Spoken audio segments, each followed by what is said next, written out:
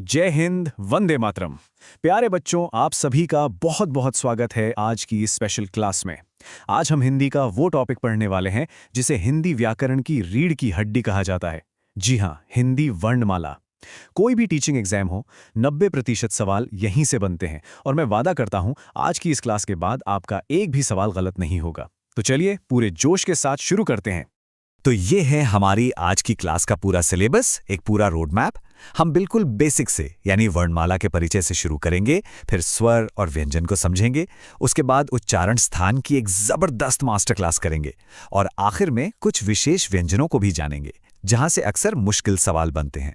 चलिए पहले सेक्शन से शुरू करते हैं। तो चलिए बच्चों, शुरू करते हैं अपने पहले सेक्शन से, वर्णमाला का परिचय। देखो, जैसे किसी भी बड़ी इमारत के लिए उसकी नींव का मजबूत होना जरूरी है, बिल्कुल वैसे ही हिंदी भाषा को समझने के लिए वर्णमाला ही वो मजबूत नींव है। तो आइए इस नींव के पहले पत्थर को समझते हैं। अच्छा, तो सबसे पहला और बेसिक सवाल कि आखिर ये वर्णमाला है क्या? तो परिभाषा कहती है वर्णों के व्यवस्थित समूह को वर्णमाला कहते हैं। अब इसे एक आसान सी ट्रिक से समझिए। शब्द है वर्णमाला, इसमें एक शब्द है माला। जैसे एक माला में मोतियों को एक सिस्टम से, एक क्रम में पिरोया जाता है, ठीक वैसे ही वर्णमाला में वर्णों को मतलब अक्षरों को एक खास क्रम में रखा जाता है। बस इतनी सी बात है। तो बच्चों, ये था इस स्लाइड का पूरा कॉन्सेप्ट। बच्चों, ये जो नंबर आप स्क्रीन पर देख रहे हैं 52, इसे अपने दिमाग में एकदम छाप लीजिए। ये एग्जाम में सीधा सीधा पूछा जाने वाला सवाल है कि देवनागरी लिपि में कुल कितने वर्ण होते हैं। तो आपका जवाब क्या होगा? 52। बिल्कुल सही, इसे भूलना नहीं है। चलिए अब देखते हैं कि इन 52 वर्णों को बांटा कैसे गया है। तो बच्चों, ये था इस स्लाइड का पूरा कॉन्सेप्ट। अब देखिए, इन 52 वर्णों को हम मुख्य रूप से दो हिस्सों में बांटते हैं। जैसा कि आप इस चार्ट में देख सकते हैं, इनमें 11 तो हैं स्वर और 33 हैं व्यंजन। बच्चों, ये दोनों ही नंबर 11 और 33 एग्जाम पॉइंट ऑफ व्यू से बहुत इंपॉर्टेंट है। इन्हें अच्छे से याद कर लीजिए। तो सबसे पहले हम स्वरों को डिटेल में समझेंगे। तो बच्चों, ये था इस स्लाइड का पूरा कॉन्सेप्ट। तो चलिए अब जरा गहराई से समझते हैं कि स्वर क्या होते हैं। स्वर वो ध्वनियां हैं जो स्वतंत्र होती हैं। अब स्वतंत्र का क्या मतलब है? इसका मतलब है कि इनको बोलने के लिए किसी दूसरे वर्ण की मदद या सहारे की जरूरत नहीं पड़ती। ये अपने आप में पूरे हैं, कंप्लीट हैं। अब देखते हैं कि इनके भी कितने प्रकार होते हैं। तो बच्चों, ये था इस स्लाइड का पूरा कंसेप्ट। बच्चों, ध्यान दीजिए, उच्चारण में यानी बोलने में लगने वाले समय के आधार पर स्वर मुख्य रूप से दो तरह के हैं। एक आसान ट्रिक से समझते हैं। ह्रस्व का मतलब होता है छोटा, तो इनको बोलने में बहुत कम समय लगता है, जैसे अ, ई, उ, री। और दीर्घ का मतलब होता है बड़ा, तो जाहिर है इन्हें बोलने में ह्रस्व से दोगुना समय लगता है, जैसे आ, ई, उ। इनकी संख्या भी जरूर याद रखिएगा। ह्रस्व है 4 और दीर्घ है 7। तो बच्चों, ये था इस स्लाइड का पूरा कॉन्सेप्ट। अब एक और मजेदार प्रकार है प्लुत स्वर। इसमें सबसे ज्यादा मतलब ह्रस्व स्वर से लगभग 3 गुना समय लगता है।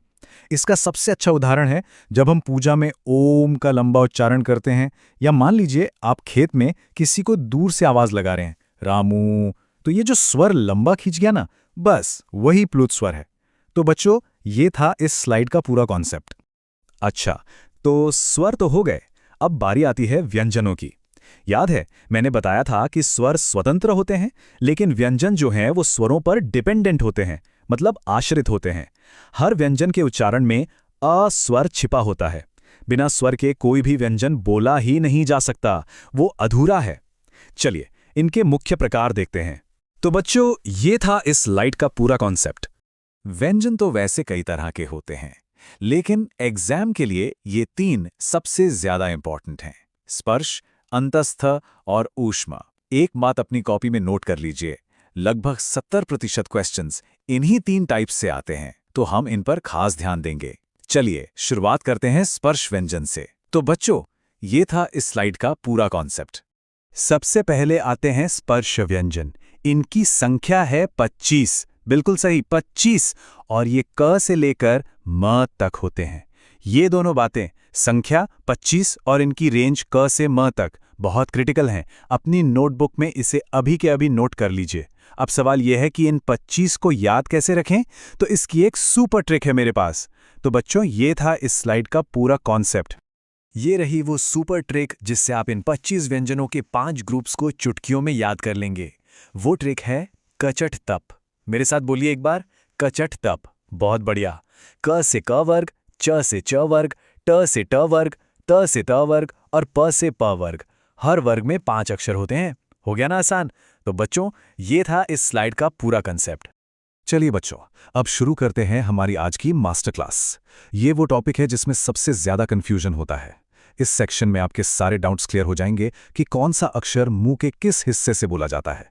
ये टॉपिक एग्जाम में पक्का आता है, तो पूरा ध्यान यहीं रखिए। तो बच्चों, ये था इस स्लाइड का पूरा कॉन्सेप्ट। इस टेबल को ध्यान से देखिए और मेरे साथ बोलकर प्रैक्टिस कीजिए। क वर्ग की ध्वनि कंठ यानी गले से आती है। बोलिए क, ख। च वर्ग के लिए आपकी जीभ ऊपर तालू से लगती है। बोलिए च, छ। ट वर्ग के लिए जीभ मुड़कर मूर्धा को छूती है। त वर्ग बोलते समय जीभ दांतों को टच करती है। और प वर्ग तो सबसे आसान है, बोलकर देखिए प। आपके दोनों होंठ आपस में चिपक जाएंगे। तो बच्चों, ये था इस स्लाइड का पूरा कॉन्सेप्ट। जैसे व्यंजनों के उच्चारण स्थान हैं, बिल्कुल वैसे ही स्वरों के भी हैं। अ और आ कंठ से, ई और ई तालू से। बच्चों, एग्जाम के लिए सबसे इंपॉर्टेंट हैं ये कंबाइंड वाले। ए और ए कंठ और तालू दोनों से बोले जाते हैं, और ओ औ कंठ और होंठ दोनों से। इनको तो वीवीआईपी मार्क कर लीजिए।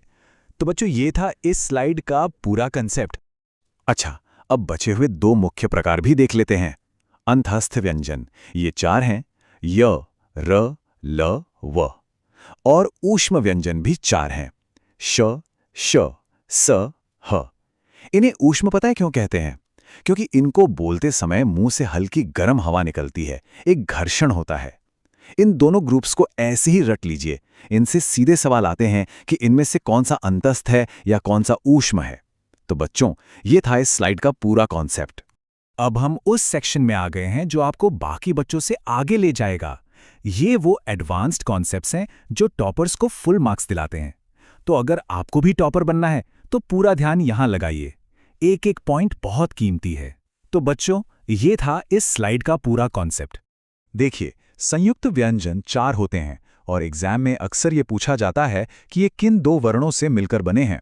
यहाँ सबसे जरूरी बात है इस हलंत पर ध्यान देना जो पहले अक्षर के नीचे लगा है। जैसे श बनता है आधे क यानी हलंत वाले क और श से। एग्जामिनर आपको ऑप्शन में बिना हलंत वाला क भी देगा, पर वो गलत है। हलंत का मतलब ही है कि वो अक्षर आधा है। तो बच्चों, ये था इस स्लाइड का पूरा कॉन्सेप्ट। अयोगवाह एक बहुत ही स्पेशल कैटेगरी है।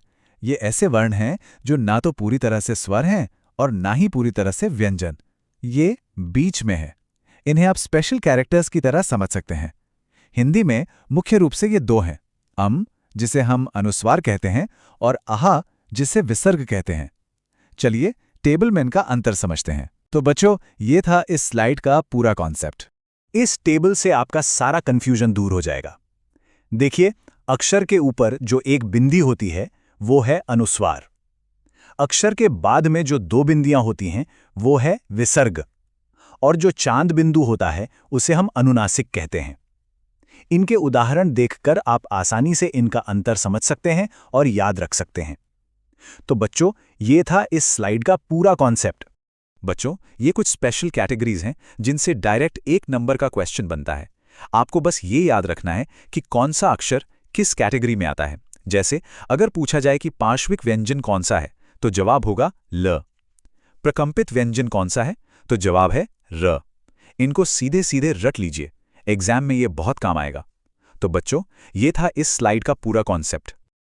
और अब आखिर में ये 2 वीवीआईपी व्यंजन व और ह। व को दंतोष्ठ कहते हैं। क्यों?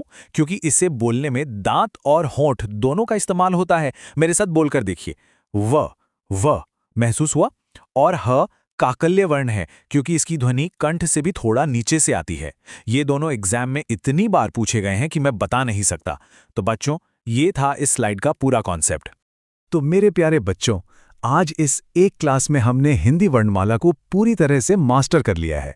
आपकी हिंदी की नींव आज सचमुच बहुत मजबूत हो गई है। मुझे पूरा विश्वास है कि अगर आपने इस क्लास को अच्छे से समझा है तो आप परीक्षा में वर्णमाला का कोई भी सवाल आपका गलत नहीं होगा।